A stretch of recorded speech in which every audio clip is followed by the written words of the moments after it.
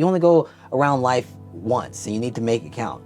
You need to do everything that you don't think that you can do. You need to see if you can do that. If you fail, you fail. The time back is an interesting. I mean, I'd rather work 140 hours a week for myself than 20 hours a week for someone else. All right. Your goal was to cold call 400 people in 3 weeks, which is insane. You did the cold calls, which is incredible. I remember the day you finished. You've got some really good work from that. That's led to multi 5 figures in deals, $20,000, $30,000, $40,000 of deals. If we rewind 6 months ago, what were you charging for those similar types of services? I mean, it could be $200, it could be $800, it could be, it could have been anywhere. It certainly wasn't 35, it wasn't anywhere close to 3,500. What's up, everybody? Welcome back to another episode of the Creative Rise Podcast. So glad you're here today. We got some awesome guests all the way from St. Louis, Jack and George from Agrippa Creatives. We're going to be having an awesome, fun conversation with them today. Their story is very new. They started their business together about 6 months ago, and they have had some awesome wins and some great lessons learned, some hilarious stories. Oh my gosh. Some good stuff, you guys. They are actually already at a 6-figure run rate, which is amazing because they literally just started 6 months ago, which is awesome.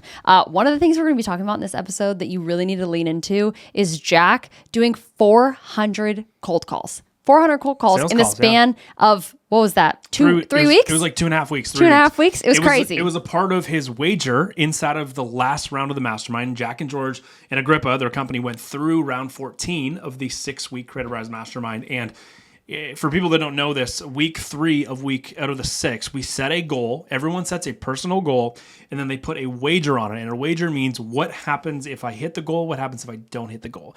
And he rocked up and he was like, I'm going to do 400 sales calls in the next 2.5 weeks. And we were like, holy cow. Like cold calls? He's like, straight up cold calls. Yeah. I'm going to dial 400 like on times, the telephone. which is incredible. So their business obviously has really benefited from that. You'll hear about that in this episode and so many more things. We even at the end get into some fun sales call stuff where we just start throwing objections at them and they start handling them back. It's a really, really great episode. So I hope you enjoy this. But we want to invite you to something.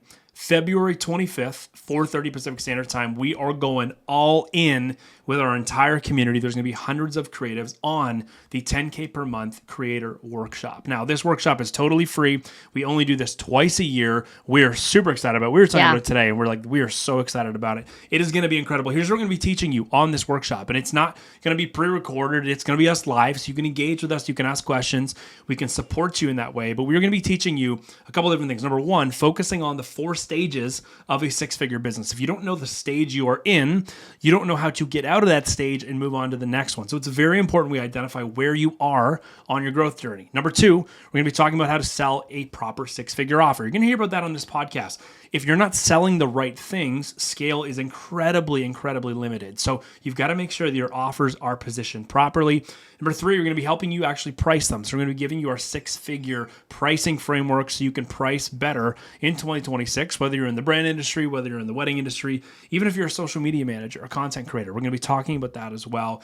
And number 4, we're going to be talking about lead flow. How do you actually get marketing systems working for you on your behalf in 2026 so you can get more inquiries? Very simple. Everyone wants all 4 of those things. We're going to be covering all 4 of them. It's going to be a 2-hour minimum workshop. It's always 2 hours. We end up doing a lot of Q&A at the end. So sometimes we end up going like 3-4 hours. So I promise you it is going to be the best 2 hours spent of your time, guaranteed this month, but probably the better part of this entire year. Yeah. Maybe your whole career and your whole life so far. And I say that because we've done a lot of these over the years and a lot of people tell us things like that. So we're going to bring a ton of value. Christy, how do they get one of the limited 200 spots on the 10K Creator Workshop? Go to creativerise.com/workshop. You'll see it there. You can also see it in the description, or you can go to Creative Rise on Instagram and just DM us the words hit 10K and we will send you the link. You can register in literally less than 30 seconds. Mm-hmm. So we can't wait to see you guys there February 25th at 4:30 p.m. PST. It's going to be an absolute blast. Yeah. Do not miss it. But without further ado, here are our guests, George and Jack. Jack and George, welcome to the podcast. So glad to have you guys on. I cannot wait for many things in this conversation. The lessons learned, the funny stories. I feel like there's something. You guys good always coming. bring the fun. And it's just so fun to be chatting with a team. I mean, we love the team dynamic. So welcome to the show, boys. Hey, thanks for having us. I'm super excited. Here. Let's go. These guys are really funny. We've now known them for over 6 months now because they were in our last round of the Mastermind. But they have the funniest team dynamic I've ever seen. I feel like you guys just like poke fun at each other, and that just makes me so happy. I love the sarcasm and banter between you two guys. Yeah. How did you guys become friends? Actually, I actually don't know this. How did you guys become friends? You tell it. Okay. I mean, if you want me to tell it, He's like, you tell how much you like me. He says that I forget. All He the says time. that I forget how we met, and that's not true. We met at a run club at a coffee shop. It's like a very community-oriented coffee shop. It's one of the best things in St. Louis. It's called Omen Coffee, and they have a run club, and we met there. And I will be honest. When I first met George, I was kind of like, okay, I'm not really too sure about this fella, but here we are now. We run a business together. We probably see each other 6 days a week, and great friends. So I love that. George, what's your take on that? What's your take? Well, I'll tell you what really happened. So at this run club, it was only 3 miles. I'm trotting. I'm not even trotting. I'm like, I'm just slowing down so everybody else can keep up, And then I see this guy right here. He's out of breath, just panting. And at the end of the run, I introduce myself. I'm like, hey, I'm George. And he just looks at me. And this part's actually true. He just looks at me. He's like, I love you, buddy. And I'm like, I just kind of like throw it in the back of my mind. Like, okay, this guy's old. But, so like fast forward, like we are both into this pickleball group that just randomly happened, and they would just meet on like Sundays, and we just go and play pickleball. And then a friend group formed from that, and then we started seeing each other more, and then we talked to each other, and we're like, oh, we're kind of in the same space. And so Milliken here is like very competitive, right? Completely competitive. And so our first time talking about like the space that we're in, he's like, I'm in podcasts, and I'm like, okay, well, that's the same space. I do video work, and I do it for brands, and I do it podcasts, I do it for church. And I was like, that's all the same. I was like, that's all the same. He's like, no, that's not the same space. And we're not competitive. Hold on. We don't have to stay on this too long. That is not what happened. George, whenever he meets someone new, he tells them his name. He tells them a different name. He doesn't even tell him his real name. So he tries to be mysterious. And I didn't know what he did for work for like 3 months after we knew each other. I'm not exaggerating. I had no idea what he did. Okay, this is the best meet cute story ever. I can't. I don't even know where to go from here. I mean, George, you tell people different. Yeah. This is hilarious. So why don't we start with this then? Is George your real name? This is George. This is Jack. We're gonna get into some rapid fire here. This is so good. I love this. Why don't you guys hit us with names, where you guys from? Real names, George. Yeah, real names. What do you guys do for work? Like very simply, how do you describe your business? And we'll start there. When did it start? So name, where you're from, what do you guys do, and when did you start? Great. I'm Jack Milliken from St. Louis, living currently in St. Louis, and we started our business 6 months ago. And then I'll let you describe what we do. Okay. So I am George Alexander. And I'm from Florida, Tallahassee, Florida. We started this business 6 months ago, and we are brand strategists. So not just brand strategists, we're also in the podcast space. So we kind of come at it from both angles, building brands through whatever means, whether it be podcasts or whether it be like traditional brand building, whatever means necessary. And we kind of have a fusion. Yeah. Like we're finding that we have a fusion of those in our clients, right? So a lot of times we might start with the branding videos and do this, but then podcasts can actually be implemented into the strategy where, these are story-driven companies where the service-based people want to know who their founder is and who they are. And so there's a unique fusion there that is working really well. Yeah. 100%. Yeah, you guys are really serving like a wide range of businesses too, which I really think is so awesome. And you guys really do have like a full service style agency where you can not only do the video production and the photos and the social media management and all that kind of stuff, but yeah, like the podcast scene in which you're in is also really cool, and I think a huge advantage to you guys, which is awesome. Yeah, I think from the outside looking in, I would definitely label you guys strategists, right? You're not just showing up and people aren't renting your time anymore. Maybe they used to. I know that's probably been part of the past where they would just rent your time. George, you show up with a camera, but now you guys are much more like, no, you're hiring us for our content strategy. We're going to build you a brand, which is amazing. So awesome. You started 6 months ago. You guys have had some awesome wins. We're going to get into those in a few seconds and then really break down what the nature of your business looks like, offers you're using, pricing, all the fun stuff. But before we get there, fun question. I'm interested to see what you guys have to say because I know you guys are different. Kill, marry, date. All right? You got to pick one. Sony, Fuji, Canon. Kill, marry, date. What do you got, George? George, go first. All right. Obviously, we're going to be marrying Sony. I knew it. We're going to be marrying. I knew he was going to say that. We'll be marrying Yeah. Sony. And Fuji, come on. Like we're gonna kill Fuji. And if we're gonna be a double whammy, we're gonna kill Canon as well. But you know, since I gotta have a date, we'll put Canon out there. I mean, it's good for color science. Yeah, it's good color science for photos. Yeah. But I'm True. a True. diehard Sony. I love it. He's gonna marry one and then he's gonna kill the other two with one dude, bullet. You're not even dating the other. Jack, do you have any contribution to that? This question has been hilarious with guests. Yeah. It's always interesting to see where people go. I started out on Canon, so I'm going to date that. It was a young love. We had a great fling, and it introduced me to the world. Introduced me to new things that I never knew. I'm going to kill Fuji because I've never actually used one, and then Sony is, what we're using right now. And in the podcast world, for me, I'm big in the Sony FX30s right now, and so, that's my love of my life. That's great. All right. I like it. All right. Well, that's yeah.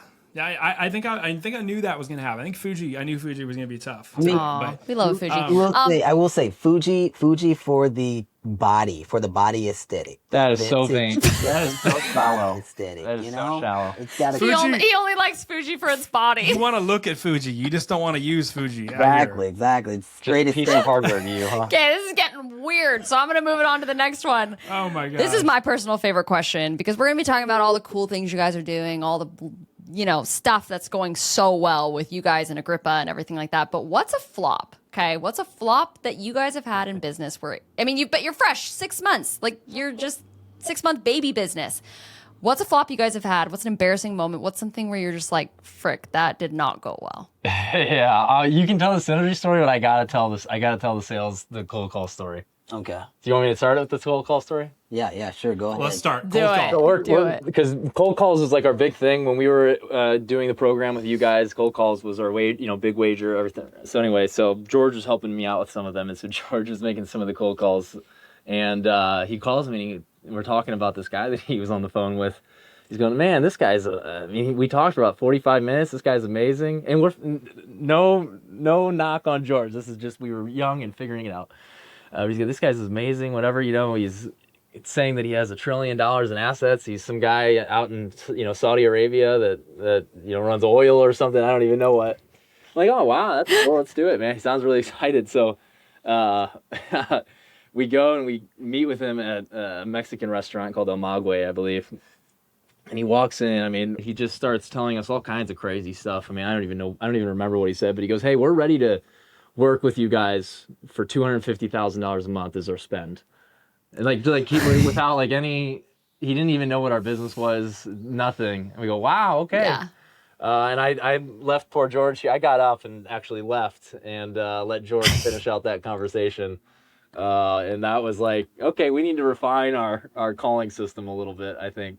I told him not. You're like, hold on. sign on You the dotted genuinely line. just got up and left George at the Mexican restaurant with this dude. Yeah, I got up. Okay, George, what is going through your head? Jack gets up and leaves. This guy just offered you $250,000 a month in spend. I don't even know what that means. Ad spend, production spend. This is all my doing at this point. So, I'm just sitting there. I'm like, well, you made your bed. Now you got a lion in it. And so he's just here. He wasn't the direct contact. I was. So if our personalities are different, but sometimes we align. So if he had done that, I would have just done the same thing. I would have got up and walked because I'm not wasting our time here. Like we got time is money, So what was going through my head Oh my at gosh. that point was just like, man, this is why I don't get on cold calls because this happens. I just keep Oh behind my the camera. gosh. Okay, walk me through who was he? Was it all a facade? Was it Oh, yeah. real, but it just was not Yeah, your did you ideal guys miss client? out on $250,000 a month? What ended up happening? No, so we did our. But yeah, I did my research, which should have done. Our posthumous research. Yeah, I should have done it before. But anyway, he looked on LinkedIn, saw that we had a mutual that we knew. We reached out to the girl, and she's like, I call her on the phone because we're good friends at this point. I'm like, hey, and I mentioned his name. I was like, ever run into that guy? She's like, if you run into that guy, run. Oh my gosh, that dude is a compulsive liar. Do not believe anything he says. And I'm like, yeah, thanks. Know that now. She's like, and I mean, she just gives me all this other stuff that's happening. I'm like, okay, yeah. So we just Yeah. into contact, didn't respond back to the guy. Yeah. This might be wrong of me, and I don't know if he had like Cheeto dust under his fingers, so I gave him a fist bump. Like, I didn't even shake his hand. I was like, okay, this guy, I don't even want to associate with this guy. I mean, this is yeah. He's gonna get his Cheetos on you, dude. Oh my god. That's So- funny, you guys. This is a George flop. Yeah. George, does Jack have a flop? Oh yeah. What? Oh yeah. Oh yeah. So there's this company, right? I'm not gonna disclose or whatever, but so he comes to me. He's all happy. He's excited. He's like, oh man, like I just got us a new retainer, and I'm like, oh you did? I'm like, yeah. What? And he's like, yeah, I just brought so and so on. They're gonna pay all up front. I forgot how much was it? How much did they pay? How much? They're paying $2,500 a month right now. No. Before then, for those podcast episodes. Well, the in-person ones were $1,000 per episode, and then they're doing monthly, and then the re-releases are like $500 a month, Okay, and how much was it total?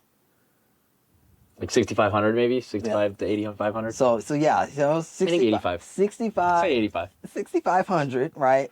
And so he's like, he tells me this, and I'm like, okay, cool. Well, okay. What are the stipulations? Like, is there any contract around it? Is there a retainer? No. Just gonna go.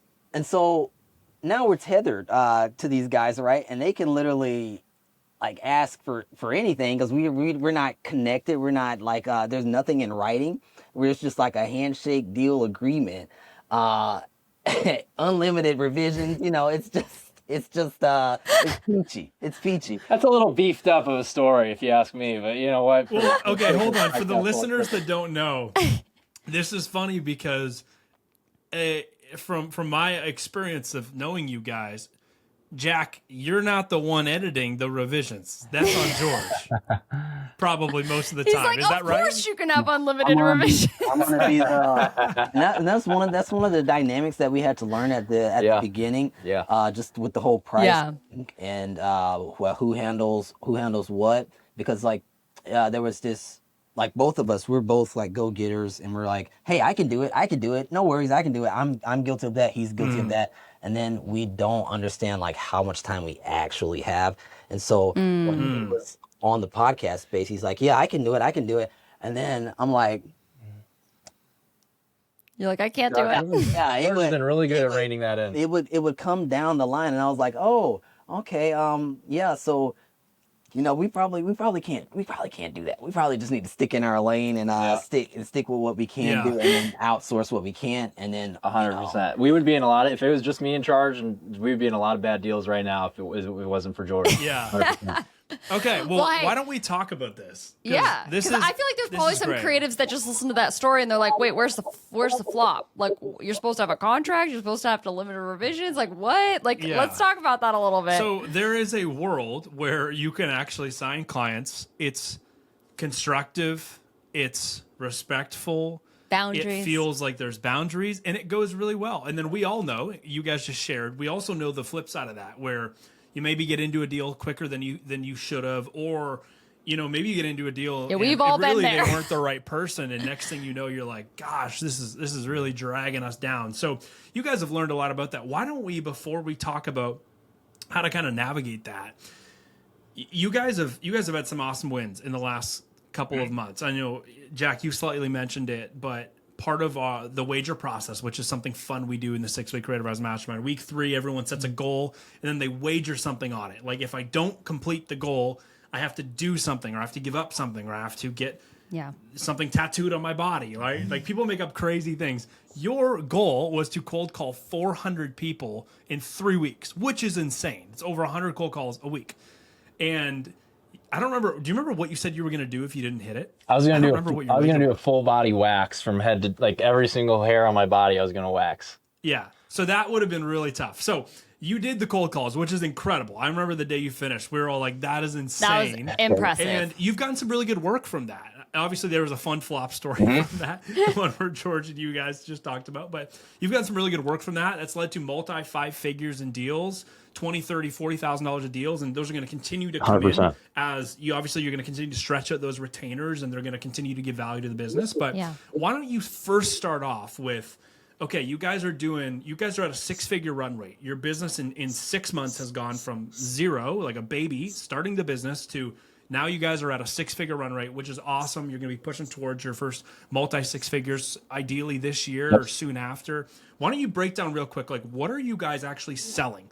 You've talked about, we shoot podcasts. We are brand builders. We're content strategists. Give people an idea before we get into all the tactical stuff of how you're actually running your business.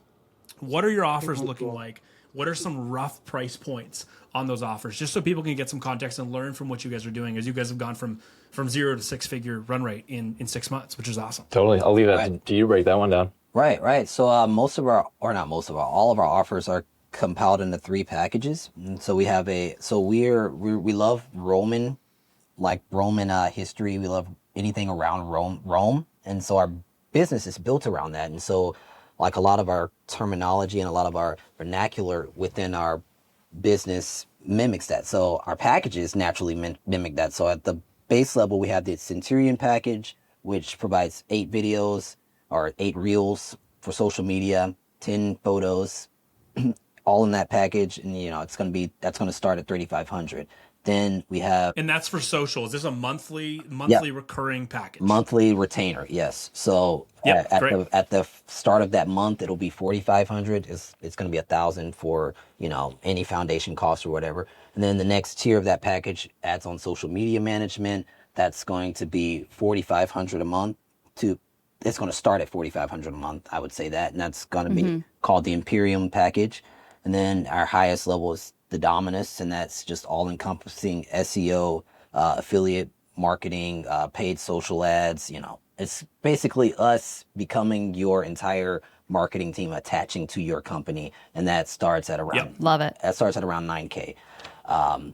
And one caveat to that too is like what we found as we've been going on is initially we started with the 8 professional videos, like the camera was our resource for our selling point, whatever it was, and then we've kind of transitioned into, we might mix in UGC might make up 3 of those videos or 5 of those videos or whatever, and this is something we learned with you guys of like, we're not just selling the 8 videos, we're selling this is a strategy that's going to go push forward with longevity.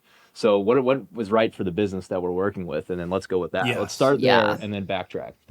And absolutely. And not just give you pretty videos, but give you videos that perform. So that's awesome, you guys. And if we rewind 6 months ago, what were you charging for those similar types of services? I'll let you handle that one. It could be $200, it could be $800, it could have been anywhere. It certainly wasn't $35. It wasn't anywhere close to $3,500. It was just like, what is going to like make us not starve as fast as possible? How can we get out of this whatever I'll take whatever, and it was half at most. It was half of what we're charging for these retainers right now. And so there's an interesting story behind that, because Milliken had just come off the podcast space, and that's a bit different. He was just only doing podcasts for the past 3 years. Yeah. And then I had just like quit my job because it was just one of those things where I realized I was like, hey, it's either now or never. I gotta build something. So when we came together, like I knew the market and I knew how much the prices should be.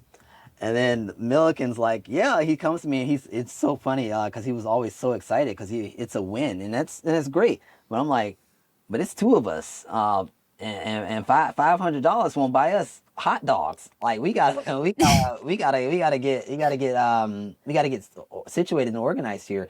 And yeah, so we regrouped. We found that we needed guidance, we needed mentors, and so these guys named Christy and Joey Spears came up on my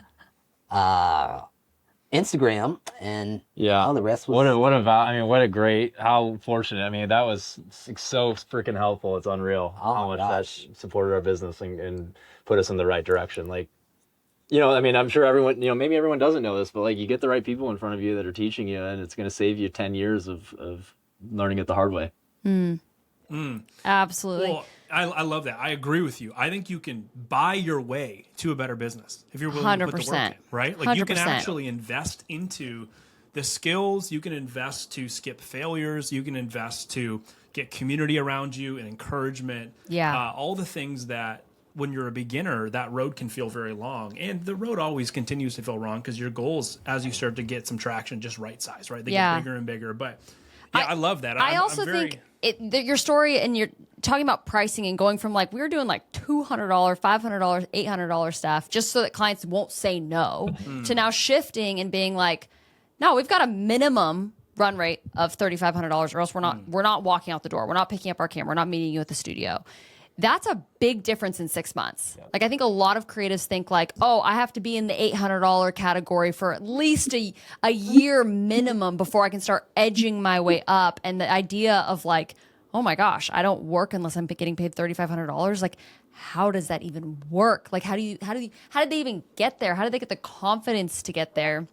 And so I think it'd be interesting to dive into a little bit more about like, how did you do that? Like, how did you shift in that? Yeah. Like when we think about clientele we're working with, when we think about how we're actually formulating our offers, delivering things, and specifically what I think you guys talking about is having a minimum level of engagement. Like so many people don't have this. So can you speak to that first of all? Like how did you come up with that number? What does minimum level engagement mean to you guys?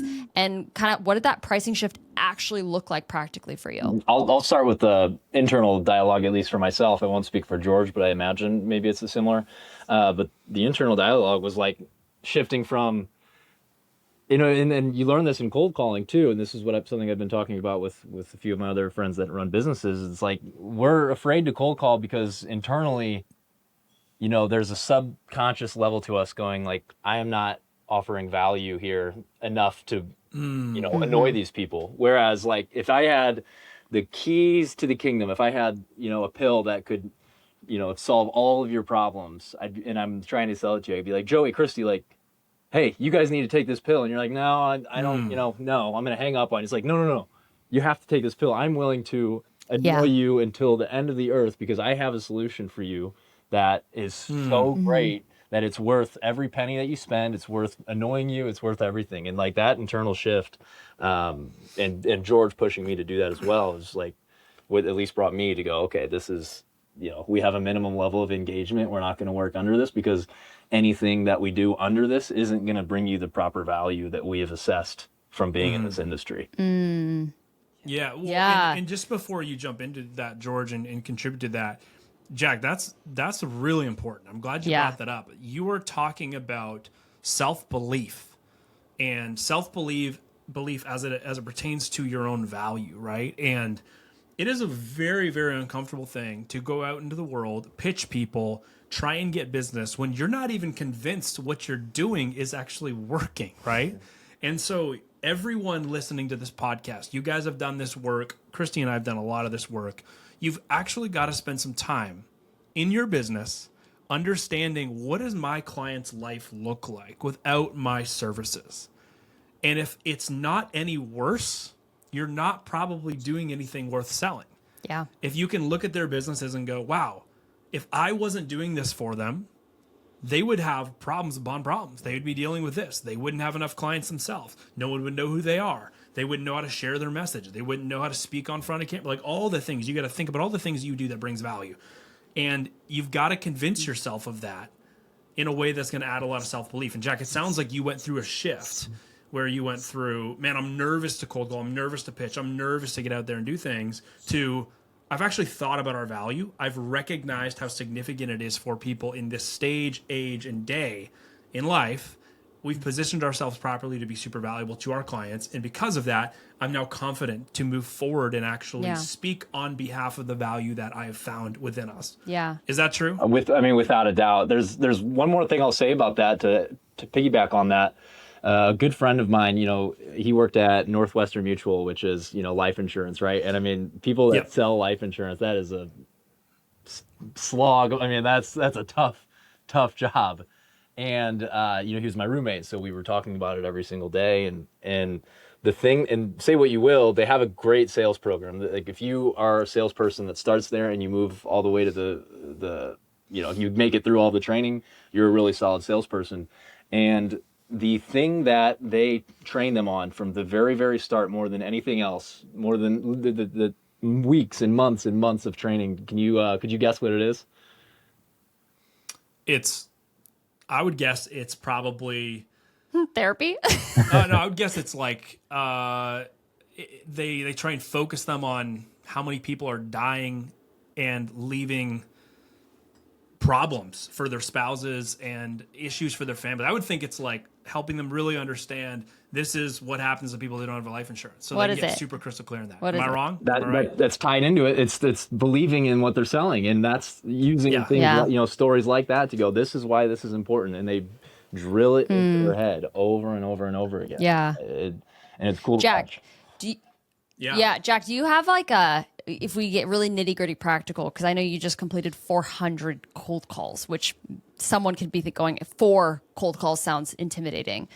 If someone's sitting in a spot where they're like, okay, I do think what I do is valuable, but hyping myself up to have the courage to actually get out there. Do you have any tried and true things you do before you jump on a sales call, before you jump on a cold call, before you send the pitch? Is there anything that you do specifically for yourself that hypes you up and gets you to that spot? Yeah, definitely. George probably has seen this happen a little bit, but I'll just shake it all out and make a bunch of weird animal noises and stuff just right before. And, I mean, that's really a psychopath. I mean, it's crazy. But even before that, I love it. Before this business, what I would do is just to get the emotion of dialing, I would just dial their number, wait for them to pick up, and I'm not kidding you. And then I would hang up because I was nervous to talk. This is years ago. But at least I was getting the motion in. I mean, I'm not saying I recommend that, but get the, whatever I can do to just push forward a little tiny bit each time. Yeah. That's awesome. Well, you know what? I think that brings up a really good point. And I want to bring this up because so many people do not do the things success charges. And for you guys, that might look like you're like, hey, we're a new business. We are going to go to town on getting our business's name, our value proposition, and our offers in front of as many people as possible. We're going to do that on socials. We're going to have a website, and I'm going to cold call 400 people in the span of 3 weeks. That is what success charges. That's what success costs. A lot of people are unwilling to do that. And what I think is really unique about what you said, Jack, is you said you don't just wake up and immediately jump into that. It's so easy for you. You had to literally change your physical state. You're out there shaking your body, making weird noises, getting yourself pumped up to change your state so you can do something that is unnatural or nerve-wracking, right? Mm-hmm. And so I think that's something that needs to be said, because I think a lot of people might see the thumbnail for this video or the title or the description or a clip on socials talking about somebody cold calling a bunch, and they're just a filmmaker somewhere, in their apartment, and they're like, I want more work, but I would never do that. Mm-hmm. Well, that must just be easy for him. He's got big biceps. It's easy for him. It's no, he has to change, literally just said he changes his physical state. So for everybody listening, I want you to think about that. What is the thing you are scared to do? And are you willing to pay the price of success? And if so, you've got to sometimes literally change your environmental state. You've got to move to a different place. You've got to put yourself in proximity to different people. You might even have to put your physical body in a different physical state so it can help change your mental state. Yeah. So you can actually jump into something that feels uncomfortable or and completely countercultural to also what you want to do. One of the keys, and I know we're hopping on this, but one of the keys of how you were able to do that was it was a wager. It was a literal bet. So when we were in round 14 of the mastermind, we all went around and did wagers. We were like, hey, I'm going to do this by X date. It was the end of the mastermind. And if I don't do it, this is going to happen to me, or I have to do this. Do you remember what your wager was? What you're either like what was the punishment that you're going to have to do if you didn't do He's it? going to wax his body, Oh, that's right. Yeah. which is crazy. Which you kind of look bald right now, so it almost looks like you did that. Yeah, But accountability. Like accountability is so big with doing scary things. 1000%. And it's so funny. I have a group of 9 other guys who are, entrepreneurial endeavors, and I'm like constantly doing wagers. They want to go into the gym. I'm like, okay, let's make a wager. And this really came from after going through the program with you guys. But it's so funny because there's always an excuse. Well, actually, I don't need a wager because I should just be able to find the discipline. And it's like, you know what? Like that's just not practical. I mean, it's the people. I think maybe it was Alex Ramosi or someone that said, like the most disciplined people aren't the people with the most willpower. It's the people with the most systems in place to make it so that their habits are the easiest to perform. I think the wagers totally do that. Yeah. I love that. That's so good. That's so good. George, what does this look like for you? I mean, we're obviously talking to Jack right now about a very like outbound side of the business, client-focused sales. What does it look like for you as you guys have built this business from scratch from the last 6 months? Building a business is a big uphill battle in a lot of different ways, and you guys have found some awesome success, but it definitely has not been easy. Jack just talked about how it hasn't been easy. What does this look like for you? What challenges, roadblocks have you run into as a fresh business?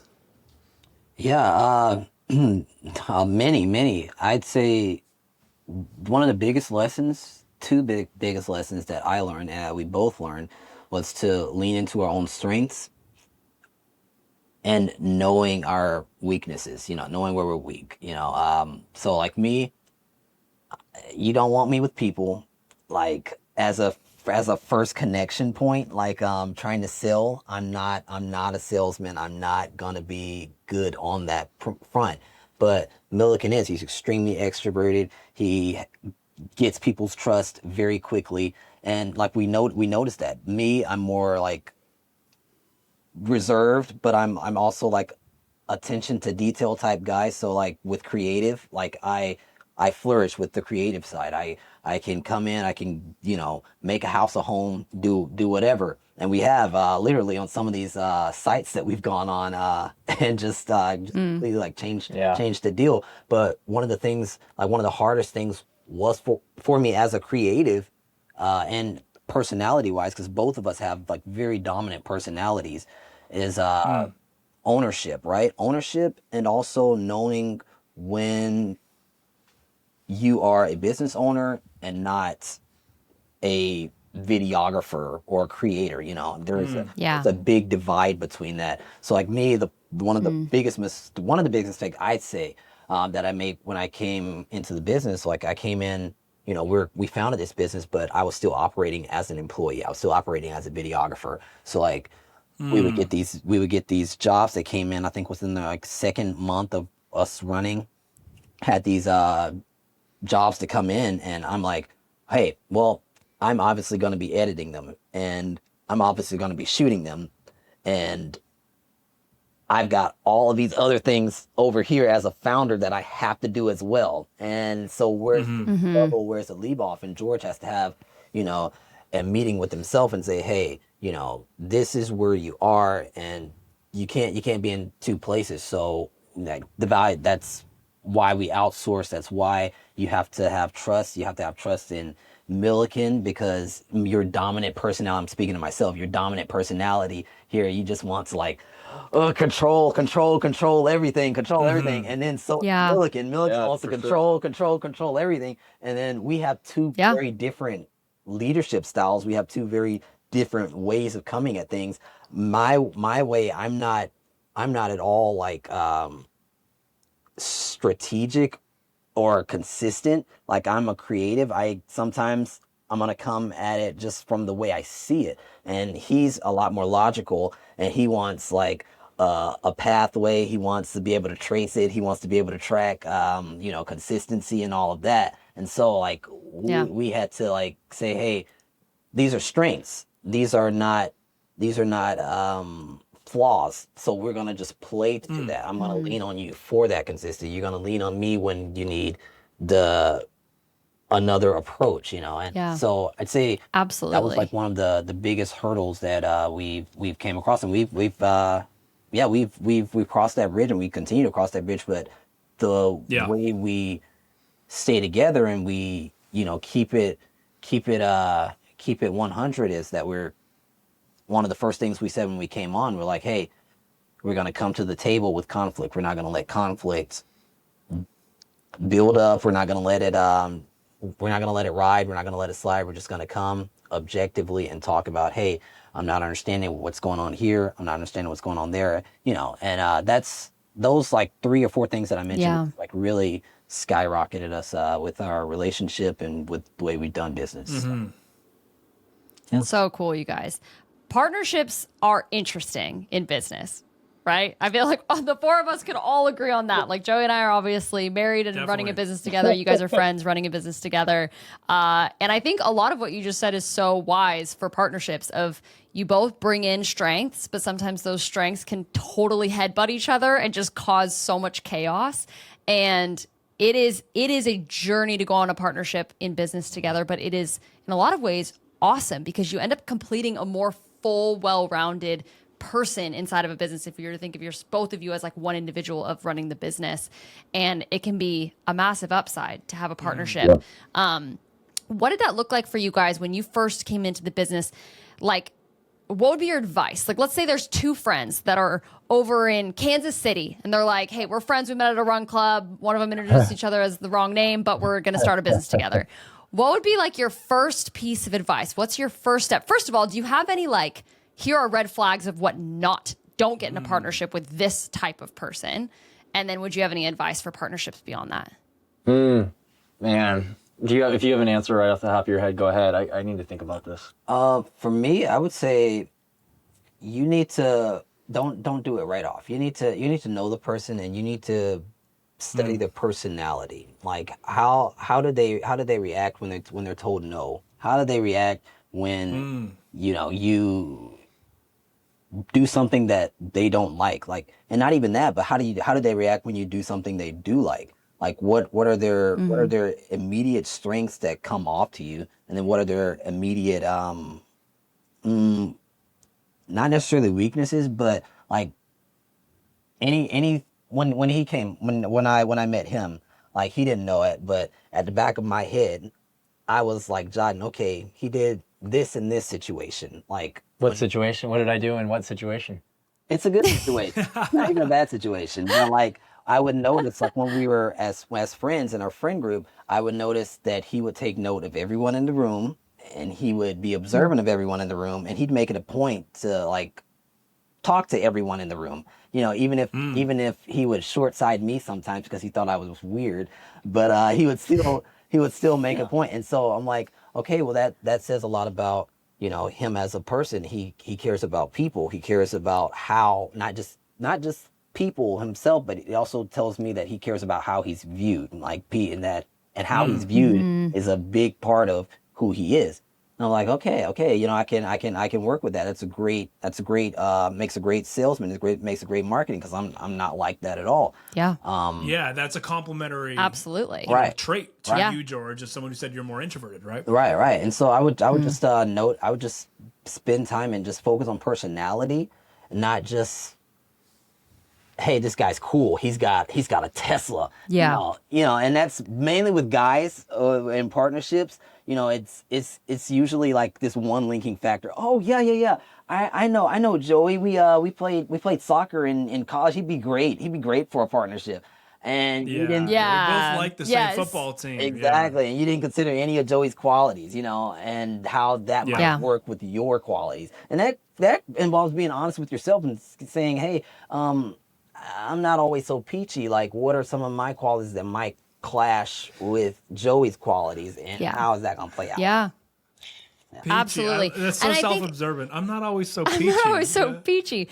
I also think it's just so cool, like, listening to you guys and how different you are. And I think a lot of people look they look at partnerships and they'll go, oh my gosh, this other person that I know does exactly what I do, likes to do the Yeah. exact same things as me, Yeah. and blah, blah, blah, blah. So we're going to work together. Yeah. And it's like, sometimes that's actually the worst decision you could ever make. Yeah. Because you're both bringing the same strengths and you both have the same weaknesses. And that is not a good recipe for a partnership. Yeah, I mean, I've seen it a lot over, I've been doing this, started my business in 2014. I've seen a lot of friends of mine get into business together and start partnerships, and they're both great filmmakers, but no one's moving the deals, no one's selling, no one's getting out there building relationships. It's Or not desiring that, it's not to that learn a that. great filmmaker couldn't do that, but Yeah. I've seen friends where they just partner, and like Christy said, their strengths are too similar, Yeah. and their weaknesses are too big together.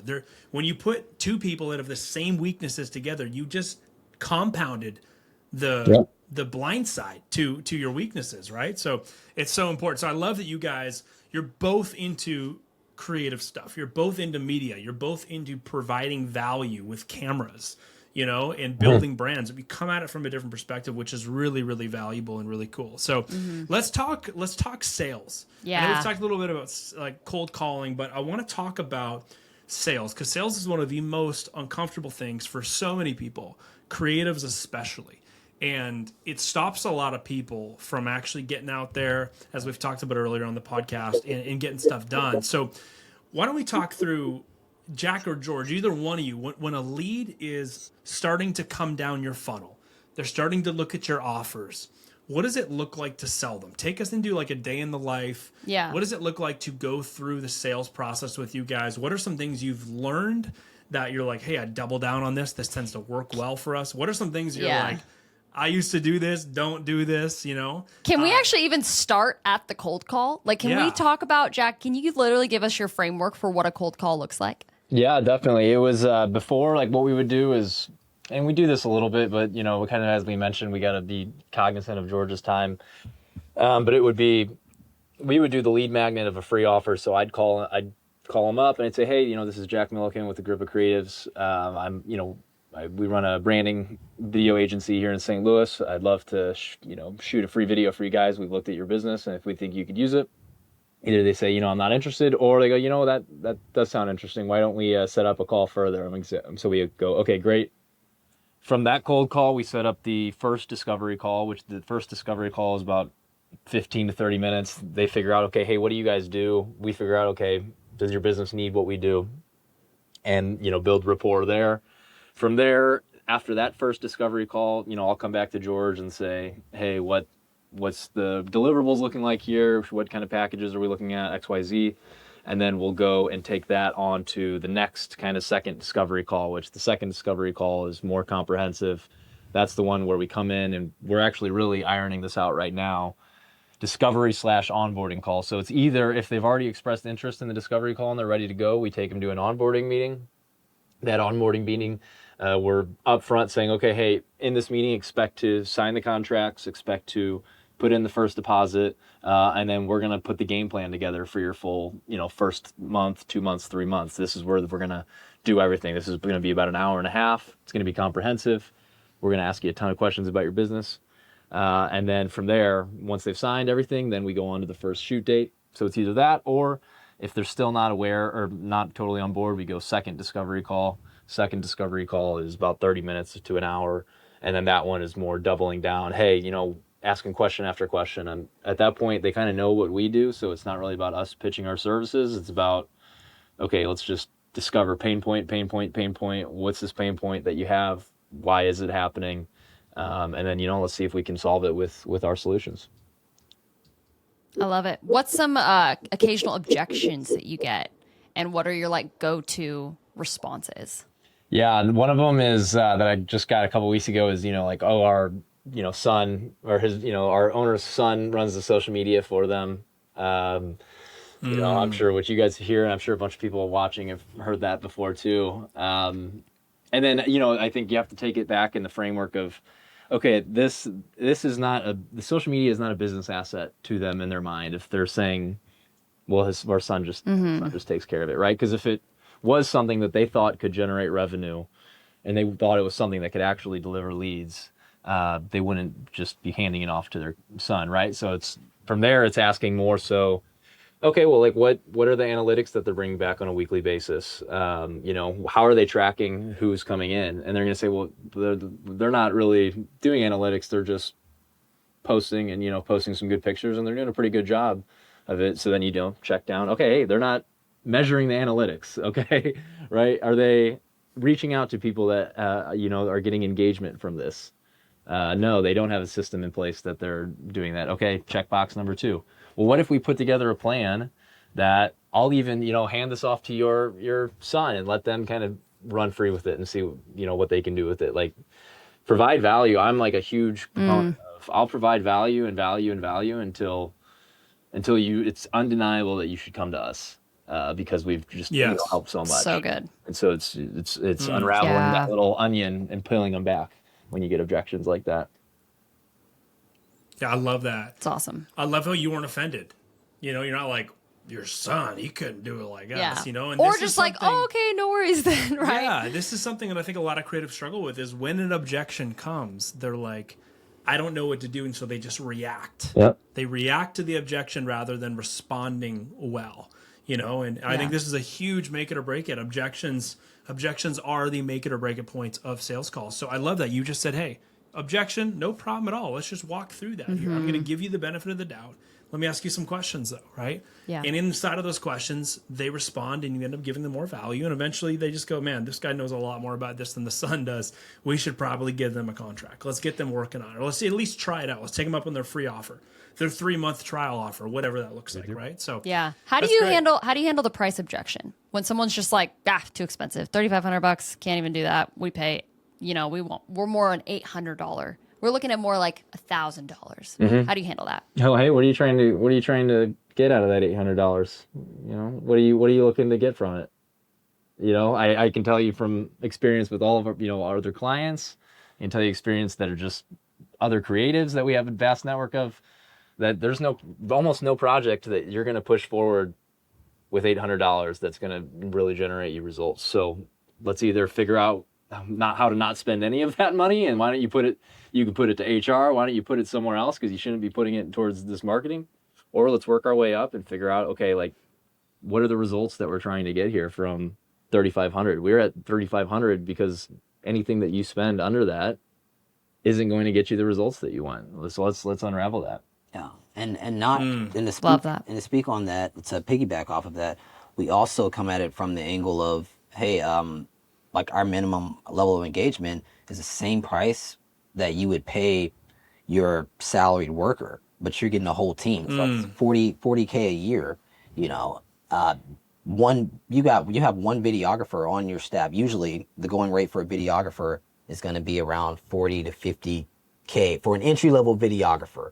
It's like an entry level videographer, a full stack team, you know, like which one are you going with? Well, what we did, we just had a guy who's a cool guy, and we did an email with him, and he knows our prices. He came to us and he said, hey, we have a project for $1,000 that we have, and this happened yesterday. You know, hey, I know this is kind of not in your price range, but whatever. And he knows us to be strategists, right? He knows us not to just be videographers. And so I said, hey, you know, like our minimum level of engagement normally starts at 3,500. But let me see if I can find someone that's looking to build their portfolio, or, you know, has a project in this realm. He goes, okay, cool. I really appreciate that. And then so I found someone, I get back to him, and he goes, oh, wow. Like I really honestly did not expect you guys to go out and find someone for us. I didn't expect you to work on our behalf. This says a lot about your character and who you guys are. And so, I mean, you know, that trust is there to where a few months down the line, 6 months down the line, you know, he's going to say, these guys are trustworthy. I know their pricing. I know that they're strategists and they plan ahead. They're not just here for videos. And, you know, maybe something comes from that. Maybe it doesn't, but.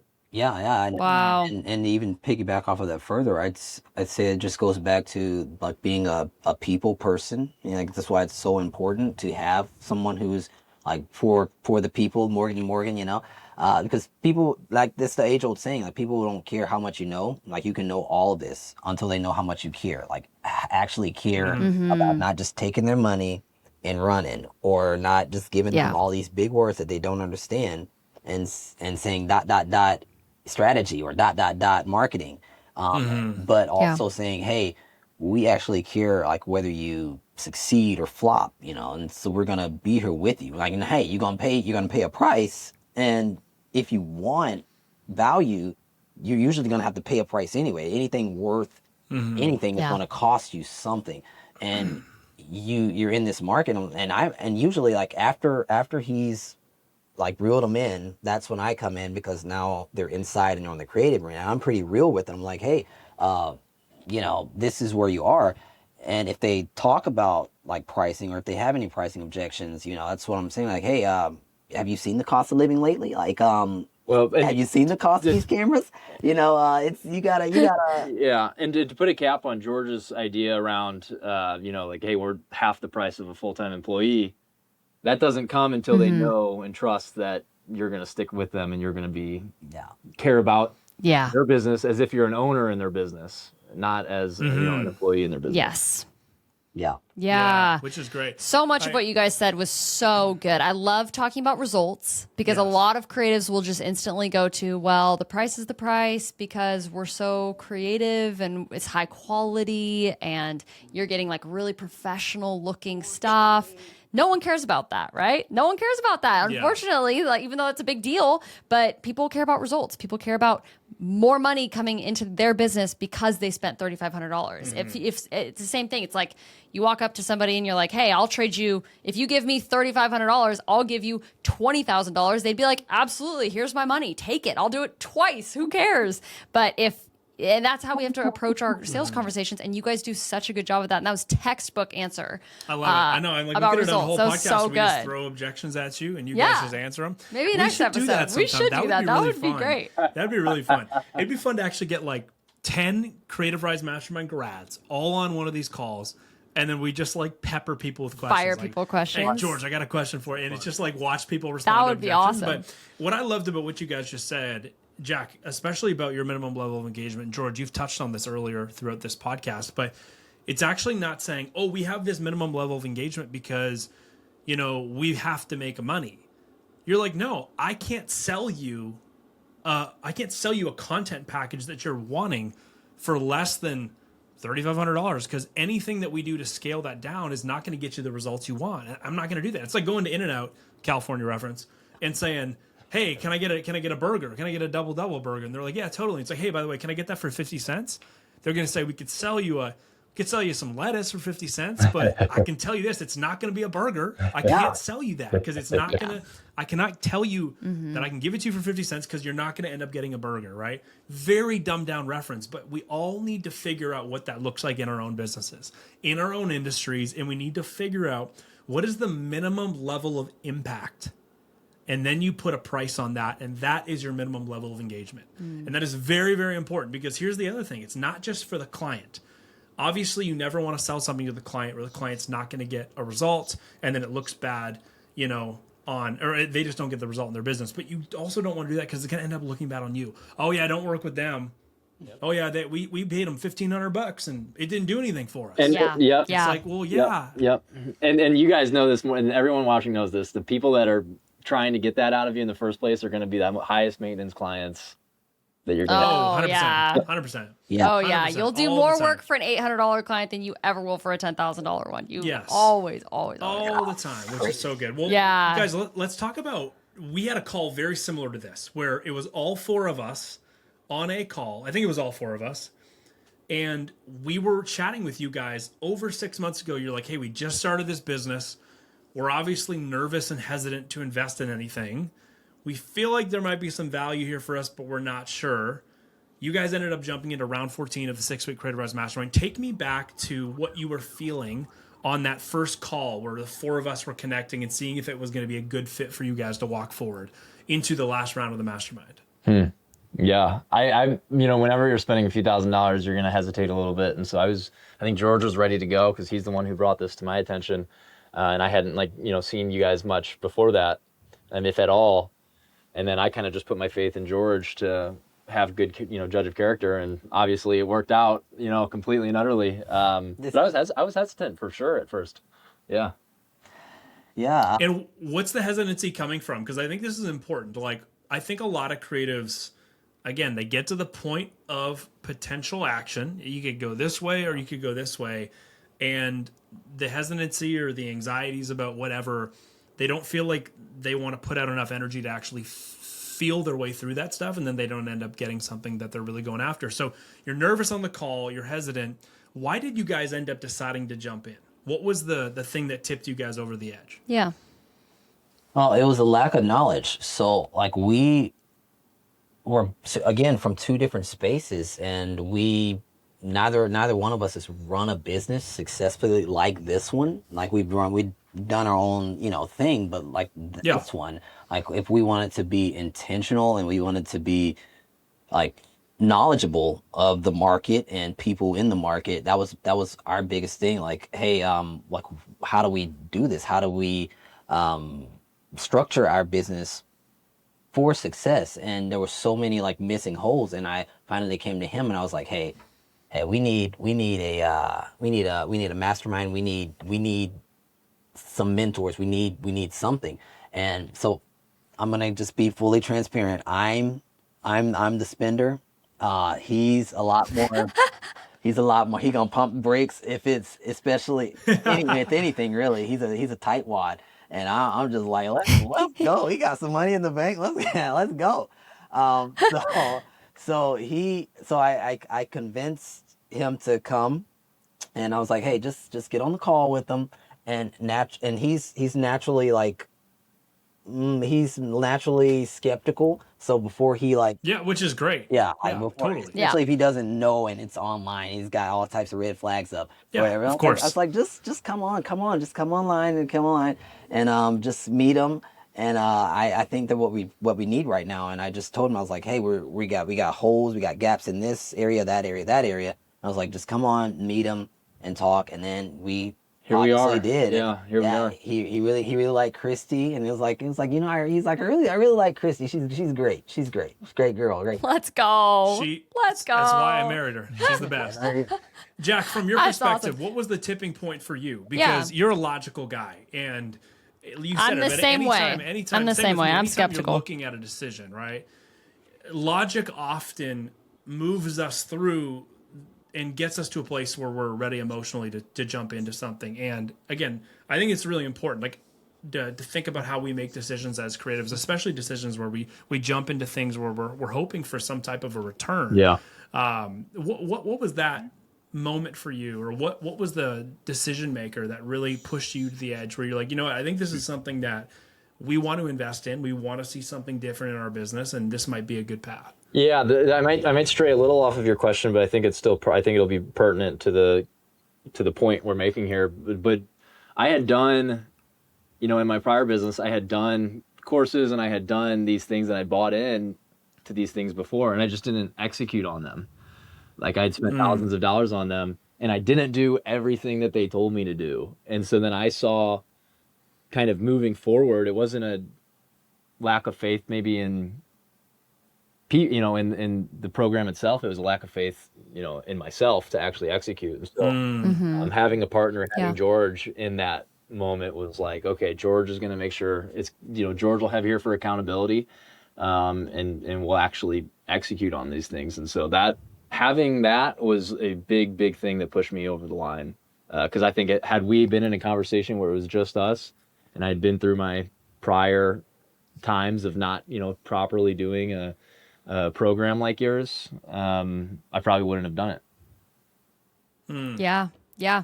That's so true. Accountability is so massive, huge, which is literally what we build it around. Yeah. What was the ROI for you guys? I know it's only been 6 months, but if you had to quantify it in any way, whether it's financial, whether it's confidence, whether it's communal, what's been the ROI? Oh, we're going to make over $100,000 this year. And I mean, I'd probably half that if we hadn't gone through this program. If that, maybe even less. Yeah. Probably less. Yeah. What's cool about this is, go ahead. Oh, no. Go ahead. It's good. You good. Yeah. I was just going to say, it's cool watching you guys, and honestly, everyone that goes through these programs it's not Joey and I doing the work for anybody. Like, it's genuinely not that. It's you guys putting in the work and going, here are frameworks that you are implementing and you guys are crushing it. Like this stuff, it's just bringing out what's actually like inside of you guys and bringing that out and actually implementing it into your business and causing so much change. And it's really cool when people actually start, you know, utilizing the muscles they already have, right? Which is so much in like the sales and the lead generation and all of that good stuff that is the difficult stuff that you're just sometimes not born with knowing exactly how to do. And it becomes really cool when you have a community of people just like you guys that are like, hey, we're giving ourselves 6 weeks to just go after it. And you guys really went after it. And now it's like just showing in dividends afterwards of what happens when you actually give yourself time to focus on important things, you know? And you guys did that and you crushed it. And it's so cool and so inspiring for people to be able to hear your story on this podcast and to follow along with you guys. It's awesome. So first of all, props to you guys. Like you guys absolutely should be proud of the work you've put in. Yeah, we're super proud of you guys, man. It's been so cool to see you guys build Agrippa and where it's going. I can't wait to see where it is in 6 months. You know? Literally. I love it. So I'm super excited. Well, thanks for being on the pod today, guys. This has been really fun. So much value around working as a team, sales, offers, what you guys are pricing stuff at, minimum levels of engagement. I mean, there's so much we went into, hilarious stories. So we just want to say thanks for being on. We're super proud of you guys. Where can people find you if they want to come follow along, track with what you guys are doing? Yeah, we're Agrippa Creatives on Instagram. I don't think we have any periods in there or anything, do we? Nope. Agrippa, Agrippa, and then Creatives, spelled, you know, just normally. My personal Instagram is Jack Milliken, Jack, JACK, period, .MILLIKAN. And you have a little something too. I have a little something. I'm sorry. It doesn't compare to your grand superiority. Yes, I have a little account. It's called George Alexander. You can follow me there. It's Alexander with Love it. E, Alex. Do you get a Love it. yet? Well, we'll link Don't worry about it. He's working his way there, baby. after this episode. Absolutely. He's working his way there. Hey, well, guys, thanks for being on the pod. Yes, Super thank you so appreciate much. it. Last question. This is kind of the signature question of the show, but why, from your perspective, why is it all worth it? For someone who's like, I've not made the jump. I'm still working a part-time job. I've not jumped into this full-time. I'm super nervous. Why has it been worth it for you guys to jump on in and really go after building a business where you get paid to do what you love? I have a pretty dramatic answer that I haven't told George, but like I can't imagine raising children and them and my sons and my daughters and them not seeing someone that just freaking went all out there and put himself in the arena. So that's my reason. But. Love that. Oh, It's awesome. I came up the corporate space, like just right out of college, and it was just my personality and the corporate space just did not work. Not to knock the corporate space or anything, but for me, like the drive within me was, I'll tell you this story and I'll keep it brief, but like my boss, like she had me in this room, right? And apparently I was supposed to not be out in the park at lunchtime. I was supposed to be taking my lunch in another like area. So she moved my desk from like 3 floors down to like right outside her office. And I'm looking and I'm like, do I want this for the rest of my life? Yeah. I'm like, no. So I went in and full George bravado, and I think I told him this story. I'm not sure, but I was like, yeah, I'm turning in my 2 weeks notice, and you know, she puts on her your corporate smile, like, oh no, really? Whatever brought you to this conclusion, you know? And I'm like, you know, I'm just like upfront with her. I was like, you know, I really want to try. I really want to go on my own, and I think I can make it. And I get really dramatic because I love musicals, and I quote Hamilton to her, and I tell her, I was like, just you. And I was just sorry. I started singing, and she's like, okay, yeah. So 2 weeks notice, you can drop the fob off after 2 weeks, and you know, it's corporate America, and just keep going. Yeah. But immediately into the process. Yeah, exactly. But for me, like I needed something that I built and that I can just regain my time back, regain life back. Because Yeah. you only go around life once, and you need to make it count. You need to do Yeah. everything that you don't think that you can do. You need to see if you can do that. If you fail, you fail. Yeah. The time back is an interesting. I mean, I'd rather work 140 hours a week for myself than 20 hours a week for someone else. All right. Why build Yeah. up others? And you Absolutely. can build yourself up. Yeah. Well, Yeah. I saw something on socials the other day that I showed Christy. I thought it was hysterical, and it kind of wraps up what you guys were talking about. We'll end with this, but it was a video of a guy talking about posting content and people making fun of him for posting content, and he was like, the same people that make fun of me for posting content thank their bosses when their bosses let them leave work 5 minutes early. Man, hey, And I was like, man, put anything in there. The same people make fun of you for taking cold calls. The same people that make fun of you for being self-employed. The same people that make fun of you for get out there and turn on some ads to try and get new business for your business. And your friends see them like, oh, look at what they're doing. You know, it's like They have to those ask to eat lunch in the park. Those people have to ask for all those things. So what a beautiful thing that we all get to live in a world. I made a video about it today that's going to come out in a little bit, but we get to live in a world that values people like us so highly. I mean, there has never been a better time to be a creative, have creative skills, to be a content strategist, to be a filmmaker, a photographer, a social media manager. There's just never been a better time. So I'm glad you guys are full on 2 feet in, jumping into that. And it's been amazing to watch you guys build Agrippa. So we're super proud of you guys. We'll wrap up with that. But thank you guys for being here. Thanks for being here. Yeah, we super appreciate it, man. Good to see you guys thank you again. so much for Thanks having us. Well, what a great episode with Jack and George. So much value and knowledge from their short stint of only 6 months being in business, and crazy stories. I mean, their stories are just unbelievable. They're also hilarious. So I hope you enjoyed that episode, and you too can have a story just like Jack and George. You too can grow your business faster than doing it alone. You too can do it in community with people. You too can have support that makes doing this, which often is the greatest thing of our lives, getting to work for ourselves, getting to be creative, run our own businesses, but it can be very isolating and it can feel like an uphill battle. You too can get over that. You too can actually get what you're looking for out of this year. So if you are excited about our workshop coming up, I hope you are. Make sure you get registered. It will be, again, the best 2 hours you give your business in 2026 so far, guaranteed, okay? Guaranteed. So come to the 10K per month creator workshop happening February 25th, 4:30 Pacific Standard Time. Go to the link in the description. You can register for that. And if you want even more support from Christy and I, the workshop's going to be awesome. Would love to see you there. We're going to kill it for you, give you so much value. But if you want to go through the same experience Jack and George did, that is also coming up. We start the next round of the 6-week Creative Rise Mastermind March 15th. So you got to get on the wait list. We only take 36 spots every single time we do this mastermind, and the wait list already has like 90 people on it, and it's going to have probably over 150 by the time we actually launch applications. Now, here's why you want to get on the wait list. The wait list fills up 90% of the spots every single time we launch this. So if you don't get on the wait list, you don't get more information about it. You also don't get first access, and you don't get the most cost-effective rate. You get a discount for being on the wait list, and you get a couple bonus courses, which is really great. There's zero reason why you should not be on the wait list if you're even remotely interested in learning how to do these 6 things. Pillar number 1, learning how to get better offers, better pricing. Pillar number 2, learning how to then brand those offers and brand your business, ideal clients. Make sure your brand looks very attractive to your ideal clients in 2026. Number 3, learning how to create industry relationships so you can actually thrive this year because you have a strong network in your business, whether you're in the wedding space or in the brand space or in the social space. Pillar number 4, learning how to build the Get Booked marketing system, the full Get Booked marketing system into your business. So you've got ads working for you. You've got organic social working for you. You've got referral marketing systems working for you. All of these things, we're going to show you how to do that and build into that pillar of getting booked. Your marketing's got to be dialed. Pillar number 5 is now learning how to sell.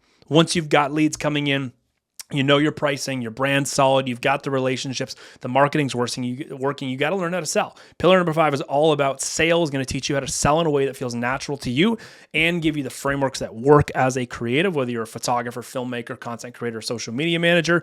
Pillar number 6 is putting all that together and learning how to scale. That is the exact same system Jack and George went through with Agrippa Creatives, their new business that has allowed them to already be at a 6-figure run rate and looking towards their first multiple 6-figure year, which is awesome. We've got hundreds hundreds of other stories just like that. You can go to creativerise.com, hear all about it, learn all about it, specifically see what we are going to be teaching you and how you are going to be learning and implementing as we guide you through the 6-week experience starting on March 15th. So go to creativerise.com. You can get on the wait list there so you get all the information. We'll even give you a free course for jumping on the wait list. And you can take that course today. It's called the Sales Call Formula course. Get on the wait list. You can immediately take that course and start getting better at sales. I hope you really, really enjoy that. But March 15th, we are so excited. Round 15 is coming, and there's a lot of you guys waiting and excited for that. So if you are not yet on the wait list, make sure you jump onto the wait list. But go hang out with Jack and George. Go follow them online. If you love this episode, share it with a friend. But most importantly, guys, thanks for being here. Hopefully you learned something today, and your business is going to be better because of it. So we'll catch you guys in a bit.